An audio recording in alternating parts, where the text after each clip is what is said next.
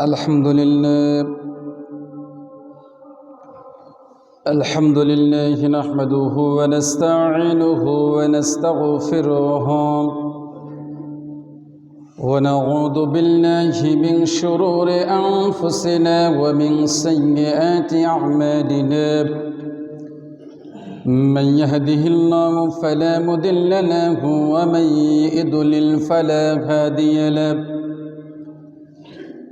فنشهد أن لا إله إلا الله وحده لا شريك له وأشهد أن محمدا عبده ورسوله الذي أرسله بالحق بشيرا ونذيرا وداعيا إلى الله بإذنه وسراجا منيرا أما بعد فإن خير الحديث كتاب الله وخير الهدى هدى محمد صلى الله عليه وسلم وشر الأمور محدثاتها وكل محدثة بدعة وكل بدعة ضلالة وكل ضلالة في النار فقد قال الله تبارك وتعالى في قرآن المجيد وفرقانه الحميد أعوذ بالله من الشيطان الرجيم بسم الله الرحمن الرحيم يوم ترونها تذهل كل مرضية أما أرضعت وتضع كل ذات حمل حملها وترى الناس سكارى وما هم بسكارى ولكن عذاب الله الشديد. عن أبي هريرة رضي الله تعالى عنه قال أنه رجلا قال النبي صلى الله عليه وسلم من أسعد الناس بشفاعتك يوم القيامة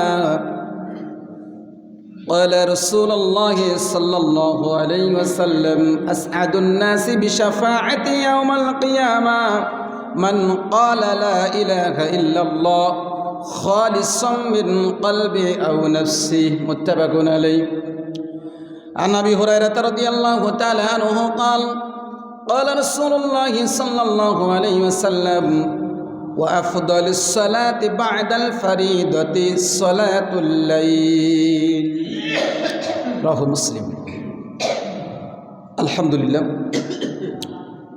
যাবতীয় প্রশংসা একমাত্র মহান আল্লাহ রাব্বুল আলামিনের জন্য, যে মহান রব আমাদেরকে দুনিয়াবী জীবনের সকল কাজকর্মকে উপেক্ষা করে একমাত্র মহান রব আল্লাহকে সন্তুষ্ট করার জন্য পবিত্র জুমআ মসজিদে সমবেত হওয়ার, উপস্থিত হওয়ার তৌফিক দান করেছেন।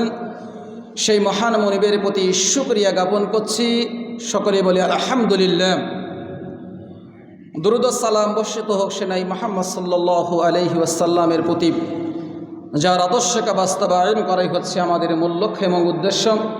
সেনাই মুহাম্মদ সাল্লাল্লাহু আলাইহি ওয়াসাল্লামের প্রতি সংক্ষিপ্তভাবে দুরূদ পেশ করি। আল্লাহুম্মা সাল্লি আলাইহি আল্লাহুম্মা বারিক আলাইহি। সম্মানিত মসজিদের মুসল্লি, সংক্ষিপ্ত সময়ে অত্র দিনই জুমায় সংক্ষিপ্ত সময়ে বক্তব্যের বিষয় হাসরের মাঠে শাফাআত লাভের উপায়। হাসরের মাঠে শাফাআত লাভের উপায় উল্লেখিত বিষয়টিকে সামনে রেখে সংক্ষিপ্ত সময়ে এক তথ্যবহুল সংক্ষিপ্ত আলোচনা বিবরণের চেষ্টা করব ইনশাআল্লাহুল আজিজ। সম্মানিত উপস্থিতি, হাসরের মাঠে শাফাআত বা সুপারিশ পাওয়াটা অনেক বড় সৌভাগ্যের ব্যাপার। যেদিন পরিস্থিতিটা অনেক জটিল এবং কঠিন হবে।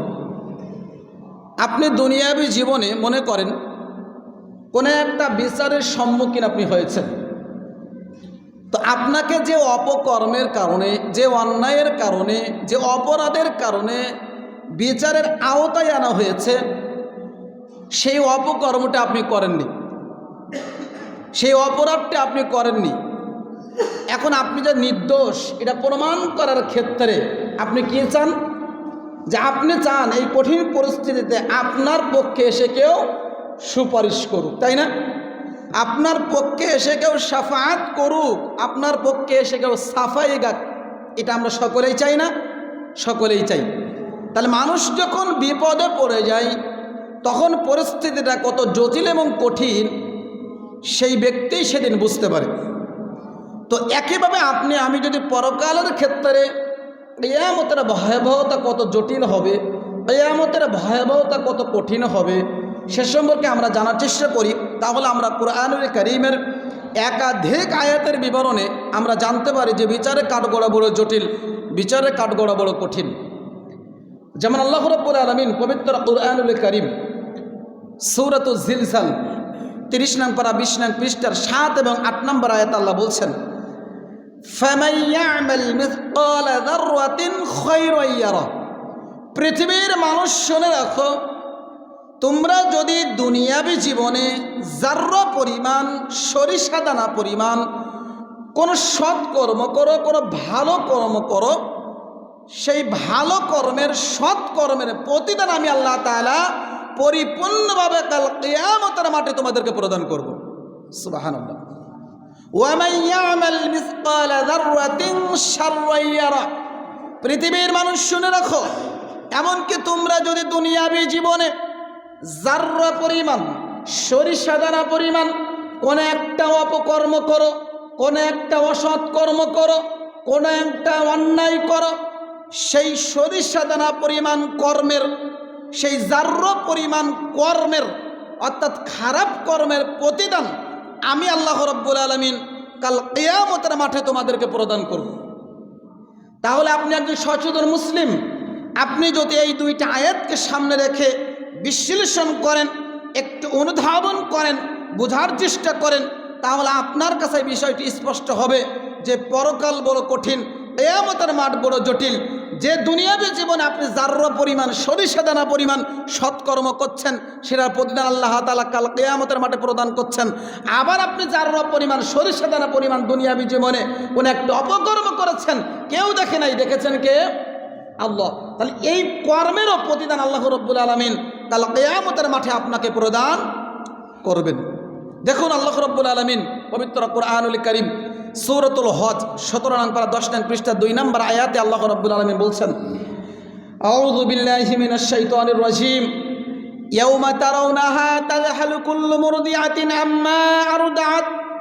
পৃথিবীর মানুষ শুনে রাখো, যেদিন কিয়ামত সংগঠিত হবে, পৃথিবীর মানুষ শোনো, যেদিন কিয়ামত সংগঠিত হবে সেদিন তোমরা তোমাদের এই দুই চক্ষুর মাধ্যমে প্রত্যক্ষ করবে, দুই চক্ষু দিয়ে দেখতে পাবে একজন দুগ্ধপানকারী নারী, যে মা তার ছোট বাচ্চাকে, যে মা তার ছোট বাচ্চাকে দুগ্ধ পান করায়, ওই বাচ্চার কথা মা ভুলে যাবে, অর্থাৎ ওই মায়ের হাত থেকে বাচ্চা পড়ে যাবে, কিন্তু মা বুঝতে সক্ষম হবে না।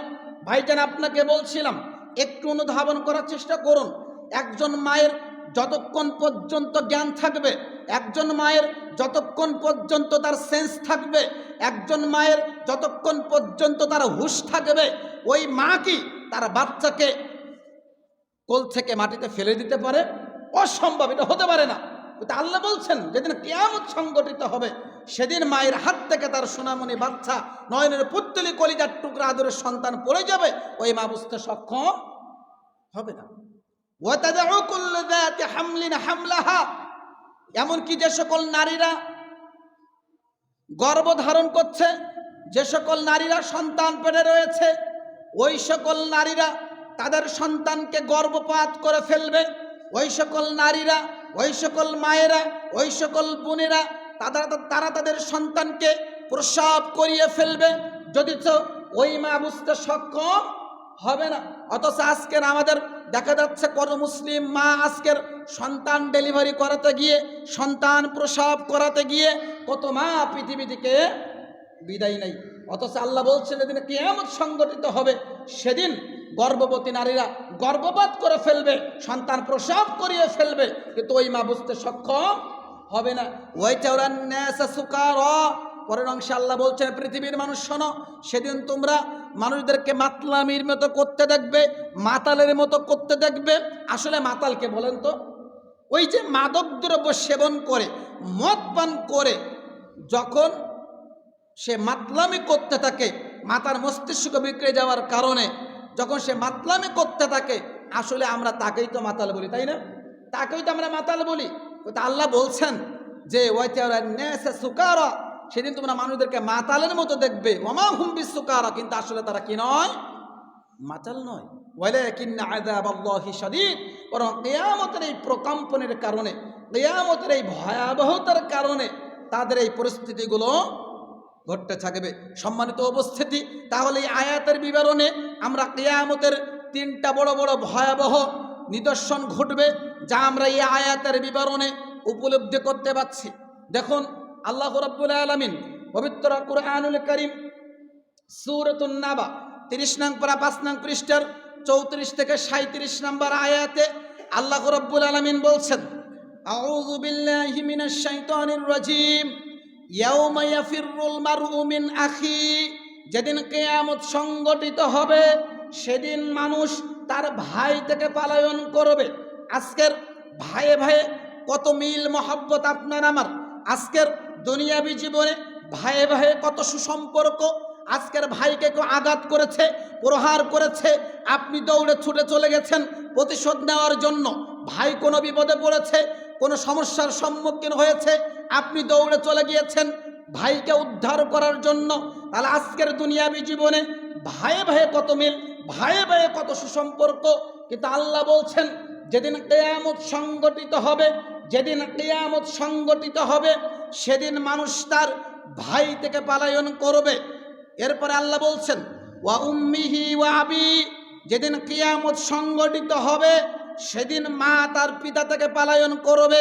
ওয়া সাহিবাতিহি ওয়া বানি, যেদিন কিয়ামত সংগঠিত হবে সেদিন স্ত্রীরা তার সন্তান সন্ততি থেকে পলায়ন করবে। আজকের একজন মা তার সন্তানকে কত আদর স্নেহ করে, একজন মা তার ছোট বাচ্চাকে কত সুহাগ করে, কত মায়া মমতা দিয়ে আদর সুহাগ দিয়ে লালন পালন করছে, বড় করে তুলছে। অথচ আল্লাহ বলছেন কিয়ামত যেদিন সংগঠিত হবে সেদিন স্ত্রীরা সন্তান সন্ততি থেকে কি করবে? পলায়ন করবে। লিকুল্লি ইমরিইম মিনহুম ইয়াউমাইযিন শাআনু ইগনি, এবং সেদিন মানুষ এমন একটা কঠিন পরিস্থিতির মধ্যে দিন অতিবাহিত করবে, সেদিন মানুষ নিজের ছাড়া আর কারোর দিকে তাকানোর মতো কোনো অবস্থায় পরিস্থিতি সে থাকবে না। তাহলে এই আয়াতগুলো প্রমাণ করছে কিয়ামতের মাঠ বড় জটিল, কিয়ামতের মাঠ বড় কঠিন। সম্মানিত উপস্থিতি, আরও একটু আপনাদেরকে বলি, সহিহুল বুখারী হাদিস নাম্বার 6527, সহিহ মুসলিম 2869, মিশকাত হাদিস নাম্বার 5536, আয়েশা রাদিয়াল্লাহু তাআলা আনহা তিনি বলেন, আমি আল্লাহর নবী সাল্লাল্লাহু আলাইহি ওয়াসাল্লামকে বলতে শুনেছি, আল্লাহ নবী বলছেন, যেদিন কিয়ামত সংগঠিত হবে, যেদিন কিয়ামত সংগঠিত হবে সেদিন মানুষদেরকে কিয়ামতের মাঠে নগ্ন পদে, নগ্ন দেহে, খতনাবিহীন অবস্থায় সমবেত করা হবে, উপস্থিত করা হবে, দণ্ডায়মান করা হবে। একথা যখন আয়েশা রাদিয়াল্লাহু তাআলা আনহা শুনলেন, আয়েশা রাদিয়াল্লাহু তাআলা আনহা আশ্চর্য হয়ে গেলেন। বলছে, আল্লাহ নবী আপনি বলছেন কি মানুষের পরনে কোনো কাপড় থাকবে না? তাহলে তো একজন ব্যক্তি অপরজনের লজ্জাস্থানে দেখে দৃষ্টিপাত করবে। আল্লাহ নবী একজন ব্যক্তি তো অপরজনের লজ্জাস্থানে দেখে দৃষ্টিপাত করবে।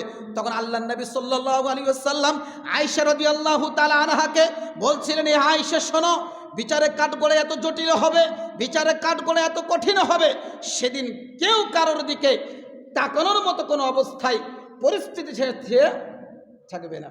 তাহলে অত্র হাদিসও বোঝা যাচ্ছে যেদিন কিয়ামত সংগঠিত হবে সেদিন মানুষের পায়ে জুতা স্যান্ডেল থাকবে না, পরনে কাপড় থাকবে না, খতনা দেওয়া থাকবে না। তা এই হাদিসের বিবরণে আমরা উপলব্ধি করতে পারছি যে কথা আল্লাহ নবী সাল্লাল্লাহু আলাইহি সাল্লাম অত্র হাদিসে উল্লেখ করেছেন।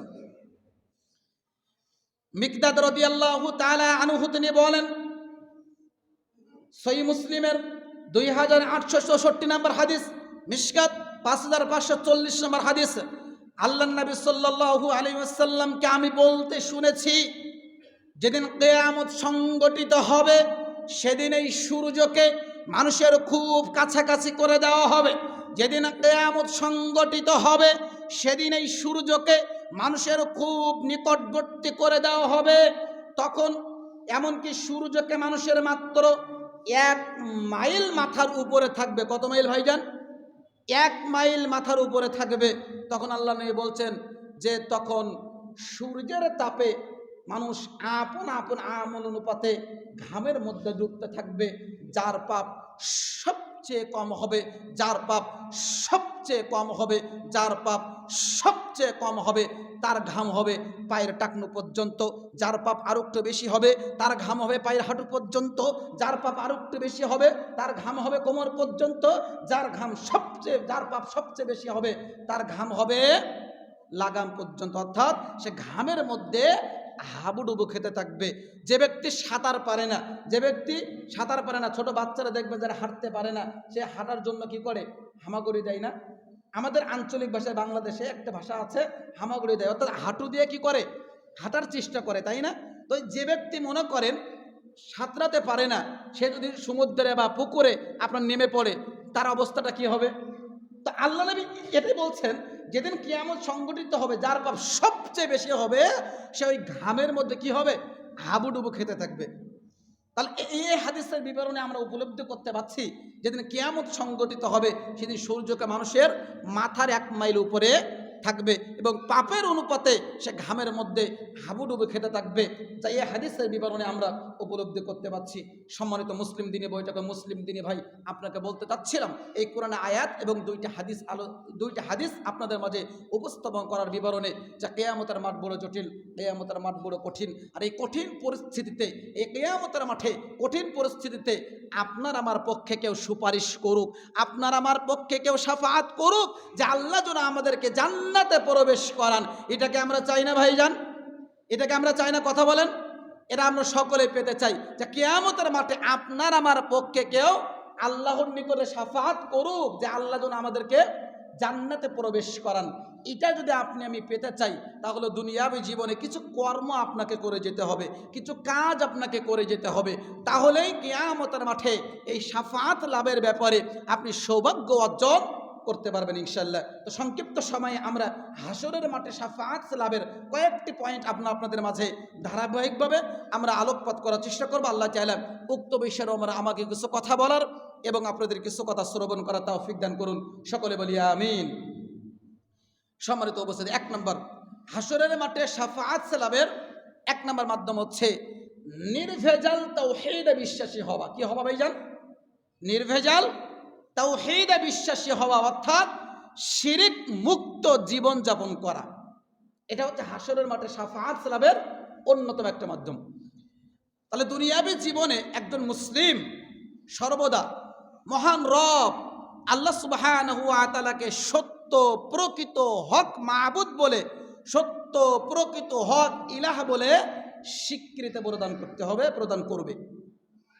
মনে রাখার চেষ্টা করবেন, বাংলাদেশ, ভারত, পাকিস্তানে আজকের মাবুদের কিন্তু অভাব নেই। কথা বুঝেন নাই? মাবুদের কিন্তু অভাব নেই। অনেকেই নিজেকে ইলা বলে দাবি করে, অনেকেই নিজেকে মাবুদ বলে দাবি করে, কিন্তু প্রকৃত সত্য হক মাবুদ একজন, তিনি কে? আল্লাহ। তাহলে আপনাকে সত্য প্রকৃত হক মাবুদ আল্লাহ রাব্বুল আলামিনকে স্বীকৃতি প্রদান করতে হবে। বিপদে আপদে সর্বজ্ঞে কাকে ডাকতে হবে? আল্লাহকে ডাকতে হবে।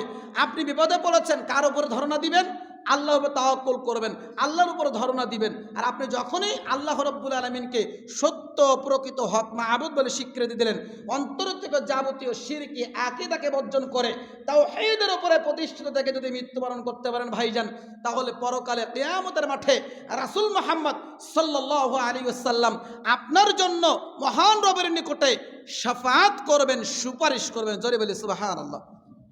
প্রমাণ সহিহুল বুখারী হাদিস নাম্বার 99। আবু হুরায়রা রাদিয়াল্লাহু তাআলা আনহু তিনি বলেন, আমরা একদা আল্লাহর নবী সাল্লাল্লাহু আলাইহি ওয়াসাল্লামের কাছে আরজ করলাম, প্রশ্ন করলাম যে আল্লাহর নবী সাল্লাল্লাহু আলাইহি ওয়াসাল্লাম, মান আসআদুন নাসি বিশাফাআতিকা ইয়াউমাল কিয়ামাহ, বিচারে কাঠগড়াতে কিয়ামত দিবসে আপনার শাফাআত লাভের ব্যাপারে সবচেয়ে সৌভাগ্যবান ব্যক্তি কারা হবে? আল্লাহ নবী একটু বলেন তো। ক্বালা রাসূলুল্লাহ সাল্লাল্লাহু আলাইহি ওয়াসাল্লাম, তখন আল্লাহ রাসূল সাল্লাল্লাহু আলাইহি ওয়াসাল্লাম বলছেন, আসআদুন নাসি বিশাফাআতি ইয়াউমাল কিয়ামাহ, কিয়ামত দিবসে আমার শাফাআত লাভের ব্যাপারে সবচেয়ে সৌভাগ্যবান ব্যক্তি হচ্ছে তারাই হবে মান ক্বালা লা ইলাহা ইল্লাল্লাহ খালিসাম মিন কলবি আও নাফসি, যে ব্যক্তি অন্তরে একনিষ্ঠ চিত্তে এ মর্মে সাক্ষ্য প্রদান করবে, লা ইলাহা ইল্লাল্লাহ, আল্লাহ ছাড়া সত্য প্রকৃত হক কোনো মাবুদ নেই, আল্লাহ ছাড়া সত্য প্রকৃত হক কোনো মাবুদ নেই। যে ব্যক্তি এটা স্বীকৃতি দিবে, কাজে বাস্তবায়ন করবে, সেই শ্রেণীর ব্যক্তিরা কাল কিয়ামতের মাঠে আমার শাফাআত লাভের ব্যাপারে সৌভাগ্য অর্জন করবে। জোরে বলে সুবহানাল্লাহ। তাহলে এই হাদিসের বিবরণ বোঝা যাচ্ছে যারা তাওহীদের প্রতিষ্ঠিত থেকে মৃত্যুবরণ করতে পারবে তারাই শুধুমাত্র রাসূল সাল্লাল্লাহু আলাইহি ওয়াসাল্লাম পক্ষ থেকে শাফাআত লাভ করতে পারে। তাহলে আল্লাহকে যে ব্যক্তি সত্য হক মাহবুব বলে বিশ্বাস করবে, সে কখনো মাজারে যেতে পারে না, সে কখনো খানকায় যেতে পারে না, সে কখনো ওলিয়া উলিয়ার কাছে যেতে পারে না, সে কখনো দরবেশের কাছে যেতে পারে না। বিপদে আপদে সর্বজ্ঞে মহান রব আল্লাহ রাব্বুল আলামিনের কাছে একজন মুসলিম, একজন মুমিন সে ধারণা দিবে। ওই যে হাদিসটা আমাদের সকলে জানা আছে না, যার মৃত্যুর শেষ বাক্য হবে লা ইলাহা ইল্লাল্লাহ, সে জান্নাতে যাবে। এই হাদিসটা আমরা শুনেছি না? তা আসলেই কি ভাইজান লা ইলাহা ইল্লাল্লাহ বললেই জান্নাতে যাবে? জি না। যারা বলছে লা ইলাহা ইল্লাল্লাহ বললে জান্নাতে যাবে, তারা মূলত হাদিসের সারবার বুঝেন নাই। মূলত এই হাদিসের ব্যাখ্যা মূলত আগের হাদিস যেটা আমরা বললাম, শুধু লা ইলাহা ইল্লাল্লাহ বললে জান্নাতে যাবে বিষয়টি এমন নয়, বরং আপনাকে লা ইলাহা ইল্লাল্লাহ আপনাকে স্বীকৃতি দিতে হবে, অন্তরে বাস্তবায়ন করতে হবে। কথা বুঝতে পেরেছেন? যে আল্লাহকে সত্য হক মাবুদ বলে আপনি বিশ্বাস করছেন, স্বীকৃতি যখন দিবেন তখনই আপনি লা ইলাহা ইল্লাল্লাহ বলে জান্নাতে যেতে পারবেন। দেখুন আল্লাহ নবী সাল্লাল্লাহু আলাইহি ওয়াসাল্লাম সহিহ মুসলিম হাদিস নাম্বার 512 ভিতরে বলছেন, প্রখ্যাত সাহাবী আবু হুরায়রা রাদিয়াল্লাহু তাআলা আনহু তিনি বলেন, আল্লাহ নবী সাল্লাল্লাহু আলাইহি ওয়াসাল্লাম একজন সাহাবীদেরকে বসে আছেন। আল্লাহ নবী সাল্লাল্লাহু আলাইহি ওয়াসাল্লাম সাহাবীদের উদ্দেশ্য করে বলছেন, সাহাবী সঙ্গী সাথে শোনো, আল্লাহ রাব্বুল আলামিন এই পৃথিবীর বুকে যত নবী রাসূল প্রেরণ করেছেন, প্রত্যেক নবীকে আল্লাহ তাআলা একটা বিশেষ দোয়া দিয়েছেন। কি দিয়েছেন ভাইজান? দোয়া দিয়েছেন। আর আল্লাহ নবী বলছেন সেই দোয়াটি প্রত্যেক নবীর যে দোয়া আল্লাহ দিলেন সেই দোয়াটা আল্লাহ তাআলা কবুল করবেনই। আর প্রত্যেক নবী তার সেই দোয়াটি দুনিয়াতে কি করেছে? করে নিয়েছে, আল্লাহর কাছে চেয়ে নিয়েছে।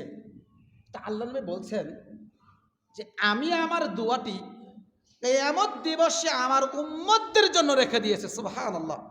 রাসূলের উম্মতের প্রতি ভালোবাসা দেখেন, দরদ আপনি দেখেন। আল্লাহ নবী বলছেন যত নবী রাসূল পৃথিবীতে প্রেরণ করেছেন আল্লাহ তাআলা প্রত্যেক নবীকে একটা দোয়া দিয়েছেন, আর সেই দোয়াটা আল্লাহ কবুল করবেনই। আর প্রত্যেক নবী সেই দোয়াটি দুনিয়াতে করে নিয়েছে, কিন্তু আল্লাহ নবী বলছেন আমি আমার দোয়াটি কিয়ামত দিবসে আমার উম্মতদের জন্য রেখে দিয়েছি। আল্লাহু আকবার। তারপর আল্লাহ নবী সাল্লাল্লাহু আলাইহি ওয়াসাল্লাম বলছেন সেই দোয়াটি হলো শাফাআত। সেই দোয়াটা কি? শাফাআত। আর হাদিসের শেষ অংশে এসে আল্লাহ নবী সাল্লাল্লাহু আলাইহি ওয়াসাল্লাম বলছিলেন যে আমার উম্মতের মধ্যে কোনো ব্যক্তি বা আমার উম্মতের কোনো উম্মত যদি দুনিয়াবী জীবনে শিরকি কর্ম না করে মারা যায়, অর্থাৎ শিরক মুক্ত জীবন যাপন করে মারা যায়, তাওহীদের উপর প্রতিষ্ঠিত থেকে মারা যায়, তাহলে কাল কিয়ামতের মাঠে আমার শাফাআত লাভের ব্যাপারে ওই ব্যক্তি সৌভাগ্য অর্জন করবে। জোরে বলি সুবহানাল্লাহ। তাহলে আমরা এই হাদিস দুটোর বিবরণে বুঝতে পারছি যে কিয়ামতের মাঠে যদি রাসূল সাল্লাল্লাহু আলাইহি ওয়াসাল্লামের পক্ষ থেকে আপনি শাফাআত পেতে চান তাহলে আপনাকে তাওহীদের উপর প্রতিষ্ঠিত থাকার চেষ্টা করতে হবে। তাহলে মনে রাখার চেষ্টা করবেন সমাজের বুকে যতই বাধা বিপত্তি আসুক না কেন, আপনার পরিবার আপনার বিরুদ্ধে চলে যাক, আপনার সন্তান সন্ততি আপনার বিরুদ্ধে চলে যাক, আপনার স্ত্রী আপনার বিরুদ্ধে চলে যাক, পিতামাতা আপনার বিরুদ্ধে চলে যাক, মহল্লা আপনার বিরুদ্ধে চলে যাক, দেশ আপনার বিরুদ্ধে চলে যাক, রাষ্ট্র আপনার বিরুদ্ধে চলে যাক, তবুও করে মুসলিম ঘরের সন্তান, আহলে হাদিস ঘরের সন্তান শিরকের সাথে আপোষ করতে পারে না। শিরকের সাথে কোনো প্রকার আপোষ করা যাবে না। তাহলে আপনি যখনই শিরককে বর্জন করে তাওহীদের উপর প্রতিষ্ঠিত থেকে মৃত্যুবরণ করতে পারবেন, তখনই কাল কিয়ামতের মাঠে রাসূল সাল্লাল্লাহু আলাইহি ওয়াসাল্লাম আপনার জন্য শাফাআত করবেন ইনশাআল্লাহ। সুতরাং আসুন সকল মুসলিম দিনী ভাইদেরকে আমি উদাত্ত আহ্বান জানাচ্ছি যে শিরক মুক্ত জীবন যাপন করার চেষ্টা করুন। আল্লাহ আমাদের তৌফিক দান করুন, সকলে বলি আমিন। সম্মানিত উপস্থিতি, এরপরে আসি আমরা হাসরের মাঠে শাফাআত লাভের 2 নম্বর মাধ্যম, বেশি বেশি করে সিয়াম পালন করা। কি পালন করা ভাইজান? সিয়াম পালন করা। যদিও আমরা এই বাক্যের সাথে বেশি পরিচিত নই, আমরা বেশি পরিচিত কি রোজা বলে, তাই না? আমরা রোজা বলে বেশি পরিচিত। তা আপনি সিয়াম বলেন আর রোজা বলেন, সমস্যা নেই, তবে যেহেতু আরবি শব্দ সিয়াম, এটা বলাটাই উত্তম আমরা মনে করি। তা আপনি যদি বেশি বেশি সিয়াম পালন করতে পারেন, রোজা রাখতে পারেন, তাহলে মনে রাখার চেষ্টা করবেন এই সিয়াম বিচারে কাট করে তা কিয়ামতের দিন মহান রবের নিকটে আপনার জন্য শাফাআত করবে, আপনার জন্য মহান রবের নিকটে সুপারিশ করবে। প্রমাণ মুসনাদ আহমদ গ্রন্থের হাদিস 6785।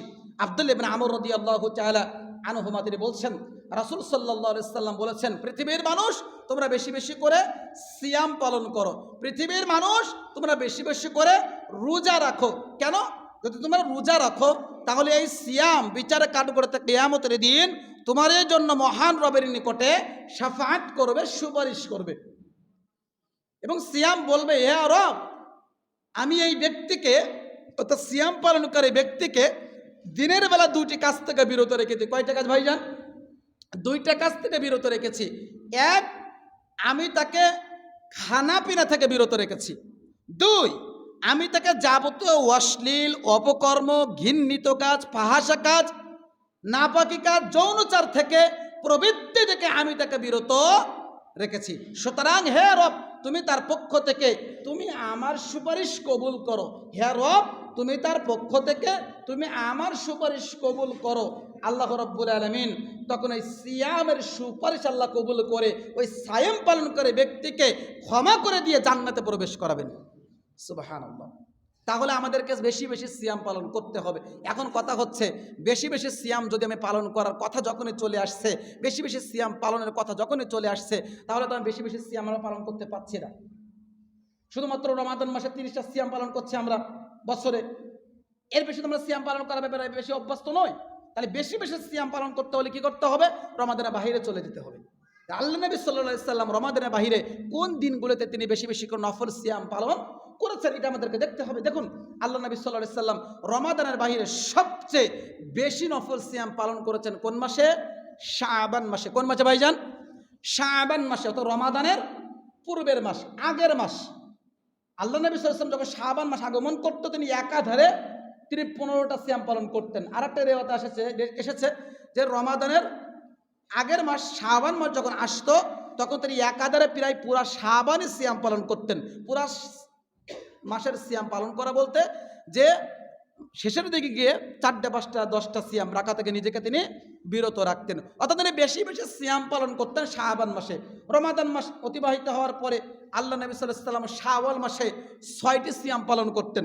সহিহ মুসলিম যেটা উল্লেখ করা হয়েছে 1161 নম্বর হাদিসের ভিতরে, মান সামা রমাদান, যে ব্যক্তি রমাদান মাসে সিয়াম পালন করলো, সুম্মা অতঃপর আতবাহু সিত্তান, শাওয়ালের 6টি সিয়াম পালন করলো, কায়নাকা সিয়ামি দাহার, সেজন্য সারা বছর ধরেই সিয়াম পালন করলো।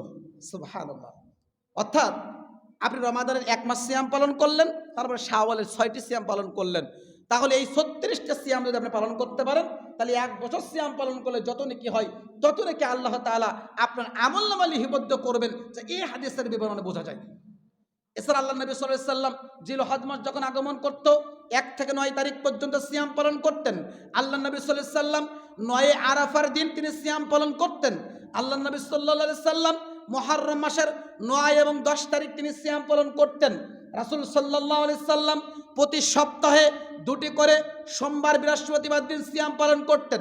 আল্লাহ নবী সাল্লাল্লাহু আলাইহি ওয়াসাল্লাম প্রতি চন্দ্র মাসের, আরবি মাসের 13, 14 এবং 15 এই 3টা সিয়াম তিনি পালন করতেন। এছাড়া আপনি যদি ভাইজান সিয়াম রাখার ব্যাপারে, রোজা রাখার ব্যাপারে বেশি অভ্যস্ত থাকেন, তাহলে আপনি সবচেয়ে উত্তম সিয়াম যেটাকে বলা হয়েছে দাউদ আলাইহিস সালাতু ওয়াস সালামের সিয়াম, এটা আপনি পালন করতে পারেন। দাউদ আলাইহিস সালাতু ওয়াস সালামের সিয়াম মানে ওই যে আপনি আজকের সিয়াম পালন করলেন, আগামীকাল ছেড়ে দিলেন, পরের দিন আবার পালন করলেন, তারপরের দিন ছেড়ে দিলেন, অর্থাৎ একদিন বাদে একদিন, এভাবে করে অর্ধ বছর আপনি সিয়াম রাখার ব্যাপারে অভ্যস্ত থাকলে আপনি পালন করতে পারেন। তো বলতে চাচ্ছিলাম, যখন আপনি বেশি বেশি করে রোজা রাখবেন, যখন আপনি বেশি বেশি করে সিয়াম পালন করবেন, তখনই এই সিয়াম রোজা কাল কিয়ামতের মাঠে আপনার জন্য মহান রবের নিকটে কি করবে? শাফাআত করবে, সুপারিশ করবে। এই জন্য বেশি বেশি করে আমরা যেন সিয়াম পালন করতে পারি। আল্লাহ আমাদের তাওফিক দান করুন, সকলে বলি আমিন।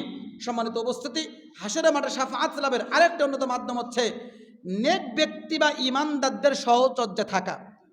সমাজের বুকে যারা তাকওয়াশীল ব্যক্তি রয়েছে, সমাজের বুকে যারা আল্লাহওয়ালা ব্যক্তি রয়েছে, সমাজের বুকে যারা মুত্তাকি ব্যক্তি রয়েছে, সমাজের বুকে যারা পাঁচ ওয়াক্ত সালাত আদায় করে ইসলামের বিধিবিধানগুলো মেনে চলে, তাদেরকে আমাদেরকে বন্ধুরূপে গ্রহণ করতে হবে, তাদের সাথে সুসম্পর্ক গড়ে তুলতে হবে। এটা হচ্ছে হাসরের মাঠে শাফাআত লাভের অন্যতম একটা মাধ্যম। প্রমাণ সহিহুল বুখারী হাদিস নাম্বার ৭৪39।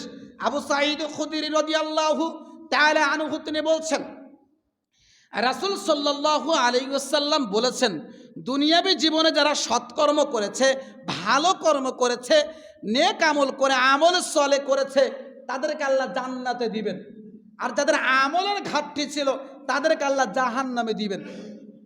তো এই জান্নাত যাদেরকে দেওয়া হয়েছে, এই জান্নাতি ব্যক্তিরা জান্নাতের চতুর্দিকে ঘুরে ঘুরে তাদেরকেই খুঁজতে থাকবে যে দুনিয়াবী জীবনে তাদের সাথে যাদের চলাফেরা ছিল তারা আজকের কোথায়। জান্নাতের চতুর্দিকে ঘুরতে ঘুরতে কোথাও যখন পাবে না, আল্লাহ রাব্বুল আলামিনের কাছে তারা বলবে, আল্লাহ, যাদের সাথে আমাদের চলাফেরা ছিল, যাদের সাথে আমাদের উঠা বসা ছিল, তারা আজকের কোথায়? তাদেরকে তো আমরা দেখতে পাচ্ছি না ইয়া রব। তখন আল্লাহ বলবেন, তারা জাহান্নামী। তাদের আমলের ঘাটতি থাকার কারণে তারা কোথায়? জাহান্নামী। তখন জান্নাতে ব্যক্তির একটা মুখটা মলিন হয়ে যাবে যে দুনিয়াবী জীবনে আমাদের সাথে তাদের চলাফেরা ছিল, আজকের আমরা জান্নাতি, আজ তারা হচ্ছে জাহান্নামী। তখন আল্লাহ রাব্বুল আলামিন এই জান্নাতি ব্যক্তিদেরকে শাফাআত করার, সুপারিশ করার অনুমতি আল্লাহ দিবেন। জোরে বলে সুবহানাল্লাহ। আল্লাহ রাব্বুল আলামিন বলবেন, আচ্ছা ঠিক আছে, যাও তোমরা জাহান্নামের ভিতরে প্রবেশ করো। জান্নাতি ব্যক্তিদেরকে আল্লাহ বলবেন, যাও তোমরা জাহান্নামে প্রবেশ করো। জাহান্নামে প্রবেশ করে যাদের অন্তরে এক দিনার পরিমাণ ঈমান রয়েছে, তাদেরকে তোমরা খুঁজে খুঁজে বের করে জাহান্নাম থেকে জান্নাতে প্রবেশ করাও। তাহলে সত্য দিয়েছেন কয়টা? একটা কিন্তু সত্য দিয়েছে। সত্যটা কি? এক দিনার পরিমাণ ঈমান অন্তরে থাকতে হবে। তৎকালীন সময়ে দিনার এবং দিরহামের প্রচলন ছিল। দিনার বলা হয় স্বর্ণকে, আর দিরহাম বলা হয় রৌপ্যকে। কথা বুঝছেন? তো এক দিনারের কথা বললেন, তো আল্লাহ রাব্বুল আলামিনের কথা মতো তারা এটা করলেন। যখন এক দিনার পরিমাণ ইমানদার রয়েছে, তাদেরকে খুঁজে খুঁজে বের করে জাহান্নাম থেকে জান্নাতে নিয়ে আসলেন। এত জান্নাতে ব্যক্তিরা কি নয়? সন্তুষ্ট নয়। এখনো কিছু ব্যক্তি কি বলে যাচ্ছে? বাদ পড়ে যাচ্ছে। আল্লাহ রাব্বুল আলামিন আবার দ্বিতীয়বার শাফাআতের সুপারিশের অনুমতি দিবেন। আল্লাহ বলবেন, যাও, যাদের অন্তরে অর্ধ দিনার পরিমাণ ঈমান রয়েছে, তাদেরকে তোমরা খুঁজে খুঁজে বের করে জাহান্নাম থেকে জান্নাতে নিয়ে আসো। আল্লাহর কথা মতো এটা করলেন। তারপরে জান্নাতে ব্যক্তিরা এখনো সন্তুষ্ট নাই, এখনো কিছু ব্যক্তি এখনো বাদ পড়ে যাচ্ছে। আল্লাহ রাব্বুল আলামিন তৃতীয়বার আবার বললেন, এই জান্নাতে ব্যক্তিরা তোমরা যাও, জাহান্নামে প্রবেশ করো। যাদের অন্তরে সরিষা দানা পরিমাণ ঈমান রয়েছে, যাদের অন্তরে সরিষা দানা পরিমাণ ঈমান রয়েছে, তাদেরকে তোমরা খুঁজে খুঁজে বের করে জাহান্নাম থেকে জান্নাতে নিয়ে আসো। জোরে বলি সুবহানাল্লাহ। আল্লাহর দয়াটা আপনি দেখেছেন বান্দার প্রতি? সরিষা দানা পরিমাণও যদি ঈমান অন্তরে থাকে, এই সৎ ব্যক্তিদের সংমিশ্রণ থাকার কারণে তাদেরকে আল্লাহ যখন শাফাআতের অনুমতি দিবেন, এই সুপারিশ করার কারণে আপনি হয়তো বা নাজাত পেয়ে যেতে পারেন। এজন্য আমাদেরকে সৎ ব্যক্তিদেরকে বন্ধুরূপে নির্বাচন করতে হবে। সম্মানিত উপস্থিতি, আর আল্লাহ রাব্বুল আলামিনও বলছেন, ইয়া আইয়ুহাল্লাযীনা আমানু কুনু মা'আস সাদিকিন। সূরা তাওবার ভিতরে, হে ঈমানদারগণ, হে বিশ্বাসীগণ, তোমরা সত্যবাদীদেরকেই বন্ধুরূপে তোমরা গ্রহণ করো। সত্যবাদীদেরকে আমাদেরকে বন্ধুরূপে গ্রহণ করতে হবে। তাহলে মনে রাখার চেষ্টা করবেন, আজকের দিনে বইটাকে মুসলিম দিনী ভাই আপনাকে বলতে চাচ্ছিলাম, মুরব্বী আপনাকে বলতে চাচ্ছিলাম, আপনি তো 5 ওয়াক্ত সালাত আদায় করেন, আপনি তো 5 ওয়াক্ত সালাত আদায় করেন, তাহলে সমাজের বুকে যারা বেনামাজি সালাত আদায় করে না, তার সাথে আপনার বন্ধুত্ব কেন হবে? আপনি হালাল টাকা ইনকাম করছেন, যারা সমাজের বুকে সুদ খাই, ঘুষ খাই, তার সাথে আপনার বন্ধুত্ব কেন হবে? আপনার ছেলেটা একজন সৎ, আপনার ছেলে 5 ওয়াক্ত সালাত আদায় করে, কোরআন তেলাওয়াত করে, জিকির আজকার করে, ইসলামের বিধিবিধানগুলো মেনে চলে, তাহলে আপনার ছেলেটা ওই যে ছেলেটা সর্বদা ফ্রি ফায়ার নিয়ে ব্যস্ত থাকে, সর্বদা গান বাজনা বাদ্যযন্ত্র নিয়ে ব্যস্ত থাকে, সর্বদা নারী নিয়ে ব্যস্ত থাকে, ওই ছেলের সাথে আপনার ছেলের কেন বন্ধুত্ব হবে? পরিবারের প্রধান যারা আছেন তাদেরকে অগ্রণী ভূমিকা পালন করার চেষ্টা করতে হবে। সম্মানিত উপস্থিতি, সুতরাং আমরা সর্বদা যেন সৎ ব্যক্তিদেরকে বন্ধুরূপে গ্রহণ করতে পারি। আল্লাহ যেন আমাদের সেই তৌফিক দান করেন, আল্লাহুম্মা আমিন। আর সৎ ব্যক্তিদেরকে যদি বন্ধুরূপে গ্রহণ করতে পারি, তাহলে কিয়ামতের দিন এই নেক ব্যক্তিদেরকে যখন শাফাআতের আল্লাহ অনুমতি দিবেন, তখন আপনি আমি তাদের শাফাআত করার কারণে, তাদের সাথে মিশার কারণে হয়তো আপনি আমি নাজাত পেয়ে যেতে পারি। আল্লাহ রাব্বুল আলামিন আমাদের সবাইকে সৎবন্ধু নির্বাচন করার তৌফিক দান করুন, সকলে বলি আমিন। সম্মানিত উপস্থিতি, সময় শেষ হয়ে গিয়েছে, আমরা কথায় দীর্ঘায়িত করতে চাচ্ছি না, কথা অনেক ছিল। আল্লাহ কবুল করে অন্য সময়ে, আল্লাহ রাব্বুল আলামিন যদি কবুল করেন, অন্য সময় এ বিষয়ে বিস্তারিত আলোচনা হবে ইনশাআল্লাহ। আল্লাহ রাব্বুল আলামিন আমাদের সবাইকে কাল কিয়ামতের মাঠে কঠিন পরিস্থিতিতে শাফাআত পাওয়ার, সুপারিশ পাওয়ার তৌফিক আল্লাহ দান করুন, সকলে বলি আমিন। আল্লাহ তুই বড় দয়াবান, তুই বড় মেহেরবান। আজকের দিনে বৈঠকে যে সকল মুসলিম দিনী ভাইরা উপস্থিত হয়েছে, সকলকে তুমি ইসলামের জন্য কবুল করে নেওয়া, আমিন। আল্লাহ আমাদের সকলের গুনাহ খাতাকে মাফ করে দেওয়া, আমিন। আমাদের মাঝ থেকে যারা চলে গেছে তাদের কবরে আযাবকে তুমি মাফ করো, আমিন। আকুলু কাওলি হাযা আস্তাগফিরুল্লাহি ওয়া লিসাইল মুসলিমিন। সুবহানাকা আল্লাহুম্মা ওয়া বিহামদিক, আশহাদু আল্লা ইলাহা ইল্লা আনতা আস্তাগফিরুকা ওয়া আতুবু ইলাইক।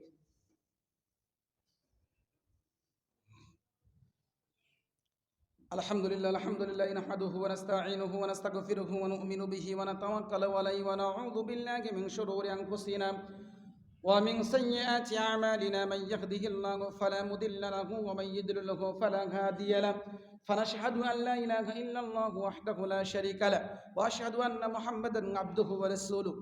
ইন্নাল্লাহা ওয়া মালাইকাতাহু ইউসাল্লুনা আলান নাবী ইয়া আইয়ুহাল্লাযীনা আমানু সাল্লু আলাইহি ওয়া সাল্লিমু তাসলিমা। সকলে ধরে পড়ি, আল্লাহুম্মা সাল্লি আলা মুহাম্মাদি ওয়া আলা আলি মুহাম্মাদ কামা সাল্লাইতা আলা ইব্রাহিম ওয়া আলা আলি ইব্রাহিম ইন্নাকা হামিদুম মাজিদ। আল্লাহুম্মা বারিক আলা মুহাম্মাদি ওয়া আলা আলি মুহাম্মাদ কামা বারাকতা আলা ইব্রাহিম ওয়া আলা আলি ইব্রাহিম ইন্নাকা হামিদুম মাজিদ। ওয়া সাল্লি আলা সাইয়্যিদিল আমবিয়া'i ওয়াল মুরসালিন ওয়া আলাল মালাইকাতিল মুকাররাবিন ওয়া আলা ইবাদিল্লাহিস সালিহিন, خصوصا على الخلفاء والراشدين والمهديين وعلى جميع الصحابة الأنصار والمهاجرين وعلى التابعين الزائدين الراشدين برحمتك يا أرحم الراحمين. اللهم اقضِ حاجاتنا واشف عاهاتنا واستر عوراتنا وكفى بك مجيبا قريبا عليما خبيرا.